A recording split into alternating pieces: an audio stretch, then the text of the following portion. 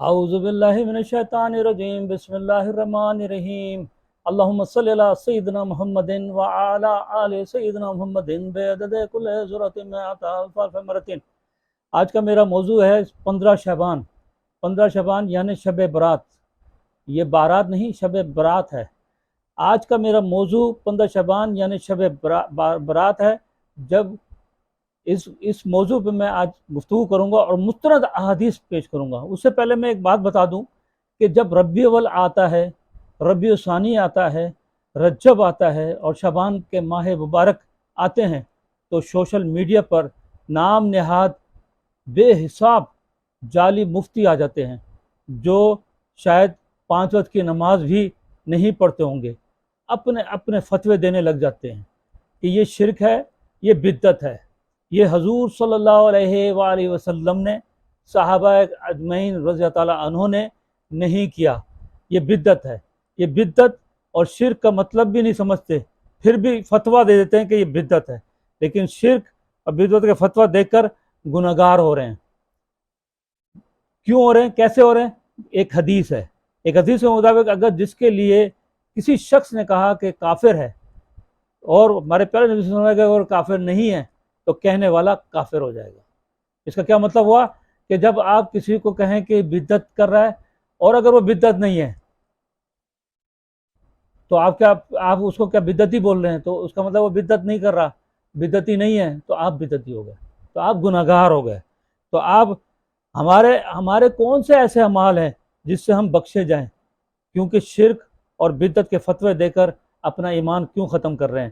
لیکن بڑے بڑے جعلی مفتی بن کے فتوے دیتے ہیں کہ یہ بدعت ہے، یہ دین اسلام میں پر ایسے گفتگو کرتے ہیں جیسے سیاستدان سیاست پہ کرتے ہیں۔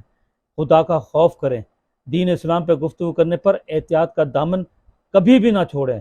اب میں اپنے اصل موضوع پہ آتا ہوں کہ شعبان کے ماہ مقدس میں ایک ایسی اہم رات بھی آتی ہے جس کا ذکر حدیث کی مستند کتاب میں موجود ہے، لیکن بہت کم لوگ اس سے واقف ہیں۔ کچھ لوگ ان احادیث کا ذکر تو کرتے ہیں لیکن ریفرنس نہیں دیتے۔ ریفرنس سے یہاں پہ میں آپ کو ریفرنس بھی دوں گا اور کتاب بھی دکھاؤں گا۔ یہ 2 حدیث میں پہلے بیان کروں گا، اس کے بعد دوسری، اور 2 مختلف حدیثیں ہیں، 2 مختلف کتابوں کی حدیث ہیں۔ پہلی کتاب سنن ابن ماجہ، یہ سنن ابن ماجہ ہے، یہ دیکھیں سنن ابن ماجہ، اس کی جلد اول ہے، اور اس کا صفحہ نمبر ہے، یہ دیکھیں صفحہ نمبر اس کا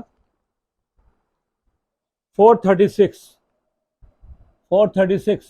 اس کا صفحہ نمبر ہے، اور اس کی حدیث نمبر ہے 1378، یہ دیکھیے 1378۔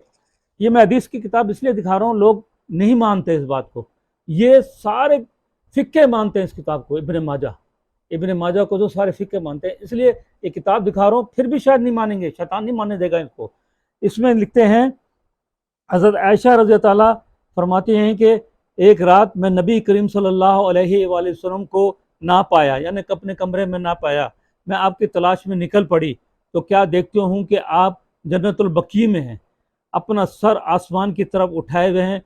فرمایا اے عائشہ، کیا آپ کو خوف تھا کہ اللہ اس کا رسول آپ پر ظلم کرے گا؟ حضرت عائشہ رضی اللہ عنہ نے فرمایا میں نے عرض کی مجھے اس بارے میں تو خوف نہیں تھا، لیکن میرا گمان تھا کہ آپ اپنی ازواج میں سے کسی کے ہاں تشریف لے گئے ہیں۔ فرمایا اللہ تعالیٰ شعبان کی نصف رات کو آسمان دنیا پہ نزول اجلال فرماتا ہے اور بنی کلب کی بکریوں کے بالوں سے زیادہ بخش دیتا ہے، یعنی بنی کلب کی بکریوں کا ریفرنس دیا ہے۔ یہی حدیث ایک اور ترمذی میں موجود ہے، یہ دیکھیں، یہ ترمذی ہے اور اس کا جلد اول ہے، اور اس کا صفحہ نمبر ہے، یہ دیکھیں صفحہ نمبر ہے اس کا 403، یہ صفحہ نمبر 403 اور حدیث نمبر ہے یہاں پہ، یہ دیکھیے حدیث نمبر 718، یہ 718 نمبر حدیث ہے اس میں، اور اس کے اگلے پیج پہ اس کی حدیث موجود ہے۔ اس حدیث میں لکھتے ہیں حضرت عائشہ رضی تعالیٰ سے روایت ہے، اس میں بھی حضرت عائشہ رضی تعالیٰ فرماتی ہیں ایک رات میں نے آن حضرت صلی اللہ علیہ وسلم کو نہ پایا تو میں آپ کی تلاش میں نکلی، کیا دیکھتی ہوں کہ آپ جنت البقیع میں ہیں۔ آپ صلی اللہ علیہ وسلم نے فرمایا کیا تجھے ڈر ہوا کہ اللہ اس کے رسول تجھ پہ ظلم کریں گے؟ میں نے عرض کیا یا رسول اللہ صلی اللہ علیہ وآلہ وسلم، میں نے سوچا شاید آپ کسی دوسری زوجہ کے ہاں تشریف لے گئے۔ آپ صلی اللہ علیہ وسلم فرمایا اللہ تعالیٰ 15ویں شعبان کی رات کو آسمان دنیا پر جیسے کہ اس کی شان ہے اترتا ہے، اور بنو کلب کی بکریوں کے بالوں سے زیادہ لوگوں کو بخشتا ہے۔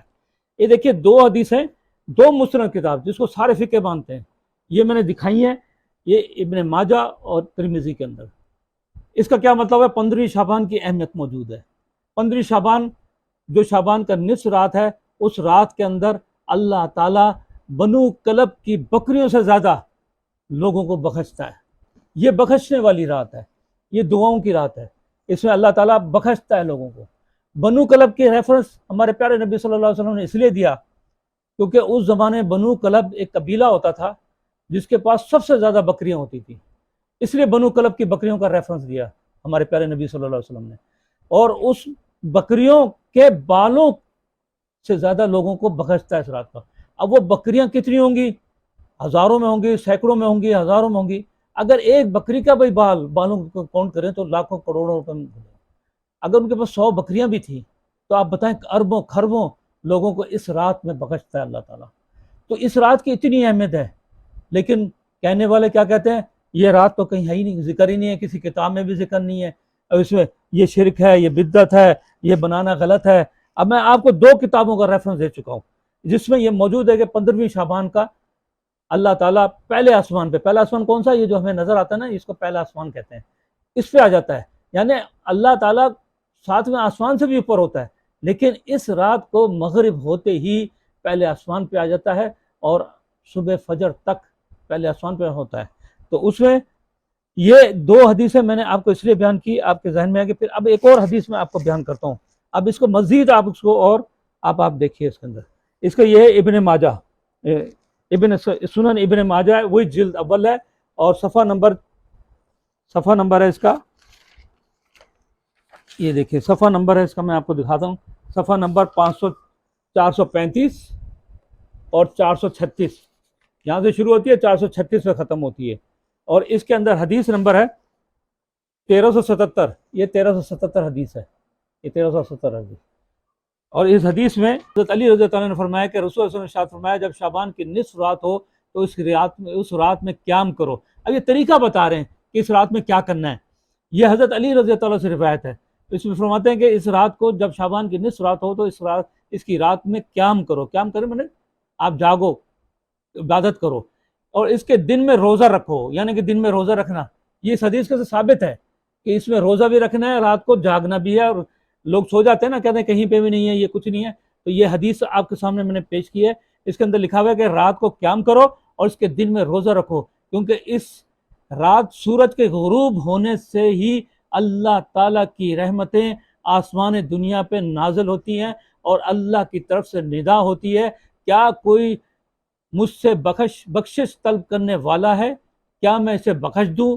کیا کوئی رزق طلب کرنے والا ہے؟ کیا میں اسے رزق عطا کروں؟ کیا کوئی مصیبت میں مبتلا ہے میں اسے نجات دوں؟ کیا کوئی ایسا ہے؟ کیا کوئی ایسا ہے؟ یہاں تک فجر طلوع ہو جائے گی۔ یہ حدیث اتنی امپورٹنٹ ہے، اس کے اندر حضرت علی رضی اللہ عنہ فرماتے ہیں کہ ہمارے پیارے سے فرمایا کہ جب سورج غروب ہو جاتا ہے تو اللہ تعالیٰ پہلے آسمان پہ آ جاتا ہے اور پکارتا ہے کہ ہے کوئی مجھ سے، ندا آتی ہے، یعنی کہ ندا آتی ہے، پکارتا ہے اللہ تعالیٰ کہ کوئی مجھ سے بخشش طلب کرنے والا ہے، یعنی کوئی اپنے آپ کو بخشوانے والا ہے، اپنے والدین کو جو بھی ہے بخشوانے والا ہے تو وہ بخشش میں دوں گا۔ پھر اس کے بعد کہتا ہے کوئی رزق طلب کرنے والا ہے، یعنی اس رات کو آپ رزق بھی طلب کر سکتے ہیں، آپ اس رات کو اپنے رزق کے لیے، اضافے کے لیے، اپنے رزق کے لیے بھی اس رات کو آپ طلب کر سکتے ہیں۔ اس رات پھر کوئی مصیبت میں مبتلا ہے، پھر اس کے بعد ہمارے پیارے نبی سے فرماتے ہیں کوئی مصیبت میں مبتلا ہے تو وہ بھی اپنی مصیبت ختم کروا سکتا ہے اس رات کو۔ اور اس رات میں اللہ تعالیٰ کہتا ہے کہ کوئی ایسا ہے، کوئی کیسا ہے، کوئی ایسا ہے، یعنی کہ ان 3 کے علاوہ کچھ بھی دعا مانگو، آپ اللہ تعالیٰ سے کچھ بھی مانگو تو اللہ تعالیٰ فرماتا ہے کہ وہ میں اس کو دوں گا۔ کوئی ایسا کا مطلب کیا؟ وغیرہ وغیرہ، آپ اپنی ساری خواہشات اس رات میں اس حدیث کے مستند حدیث کے مطابق، ابن ماجہ کی اس کے مطابق آپ مانگ سکتے ہیں۔ اس رات کو خالی بخشش کی رات نہیں ہے، رزق بھی طلب کر سکتے ہیں، اب مصیبت بھی ختم کر سکتے ہیں، اور کوئی بھی آپ اپنی خواہشات، اپنے دعاؤں کو قبول کروا سکتے ہیں۔ یہ وہ رات ہے، یہ وہ رات ہے، اس کو ہمیں ان احادیث سے کہ 15 شعبان کی اہمیت ہے، کتنی اہمیت ہے، یعنی اس رات میں اللہ تعالیٰ بنو قبیلے کے بکریوں سے زیادہ بالوں سے زیادہ لوگوں کو بخشتا ہے۔ ہمارے پیارے نبی صلی اللہ علیہ وسلم نے بنو قبیلے کی بکریوں کو حوالہ اس لیے دیا کہ اس وقت سب سے زیادہ بکریاں قبیلے کے پاس تھیں، وہ قبیلہ بنو کلب کی قبیلہ تھا، اور پھر سب سے زیادہ بکریوں کے بالوں سے بھی زیادہ اس رات میں اللہ تعالیٰ بخشتا ہے، جنت دیتا ہے، جنت دیتا ہے۔ اس کا مطلب ہوا کہ یہ رات دوزخ سے نجات دل کی رات ہے، اس لیے اس رات کو شب برات کہا جاتا ہے۔ شب برات نہیں ہے، بارات نہیں ہے، برات ہے۔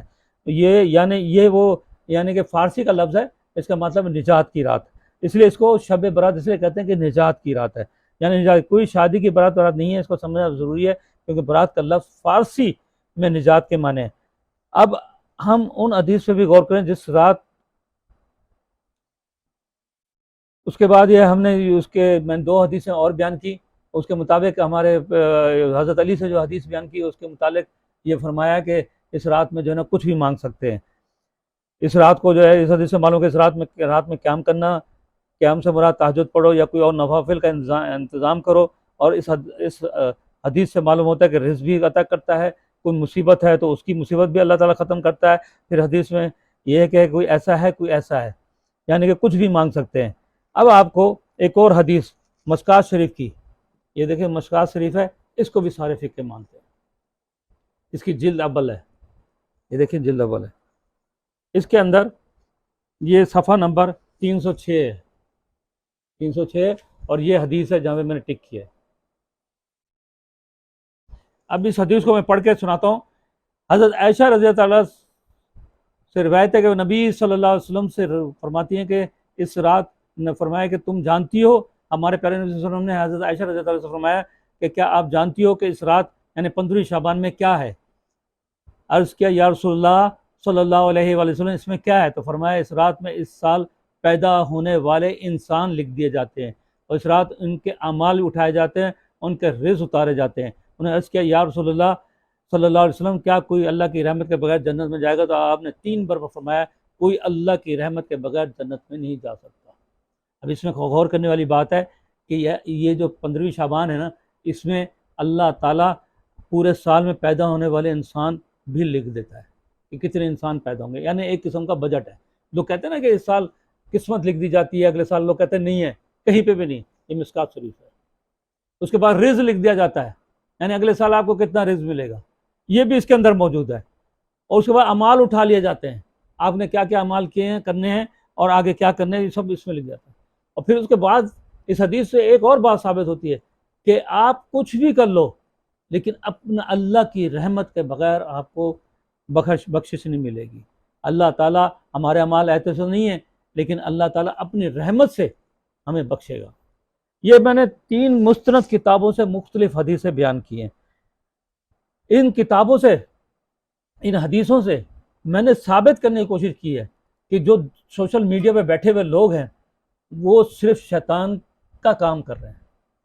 ان کو پتہ نہیں کیا تکلیف ہو جاتی ہے کہ اگر کوئی شخص اس رات کو جاگتا ہے، عبادت کرتا ہے اور قرآن کی تلاوت کرتا ہے، تہجد پڑھتا ہے اور درود شریف پڑھتا ہے، درود السلام پڑھتا ہے، اگر وہ کرتا ہے تو ان کو تکلیف ہوتی ہے۔ تکلیف کس کو ہوتی ہے؟